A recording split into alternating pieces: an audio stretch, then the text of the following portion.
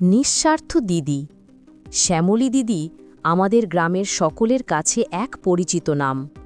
বয়স 40 পেরিয়েছে, কিন্তু তার উদ্যম দেখলে মনে হয় তিনি একজন তরুণী। গ্রামের ভাঙা রাস্তা, অপরিষ্কার নর্দমা, গরিব শিশুদের পড়াশোনা, সব কিছুতেই তার নজর। শ্যামলী দিদির নিজস্ব কোনো বড় চাকরি নেই, একটি ছোট সেলাইয়ের কাজ করে সামান্য আয় করেন। কিন্তু সেই সামান্য আয় থেকেই তিনি গ্রামের অসহায় মানুষদের জন্য কিছু না কিছু করার চেষ্টা করেন। একবার গ্রামের মফিজ চাচার ঘর বন্যায় ভেঙে গেল। তার 2টি ছোট বাচ্চা আর অসুস্থ স্ত্রী। মাথা গোজার ঠাঁই হারিয়ে চাচা দিশাহারা। খবর পেয়ে শ্যামলী দিদি আর দেরি করলেন না। নিজের সামান্য সঞ্চয় থেকে কিছু টাকা দিলেন, অন্যান্য বিত্তশালীদের কাছেও হাত পাতলেন।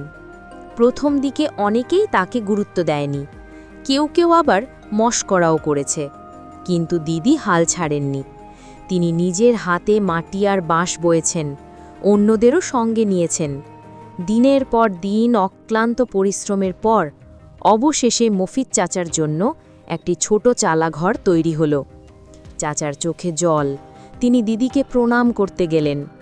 দিদি সযত্নে তাকে থামিয়ে বললেন, এতে আমার কোনো কৃতিত্ব নেই চাচা, সবাই মিলে কাজটা হয়েছে।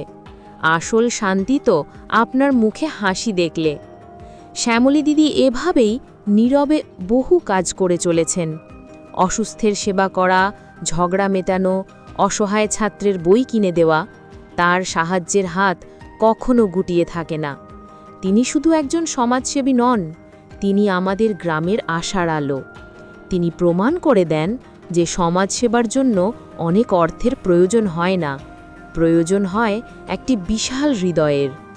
তার এই নিঃস্বার্থ কাজই গ্রামের মানুষকে শেখায় সবার পাশে দাঁড়ানোই জীবনের আসল ধর্ম। নতুন নতুন গল্প পেতে আমাদের ইউটিউব চ্যানেলটি সাবস্ক্রাইব করুন।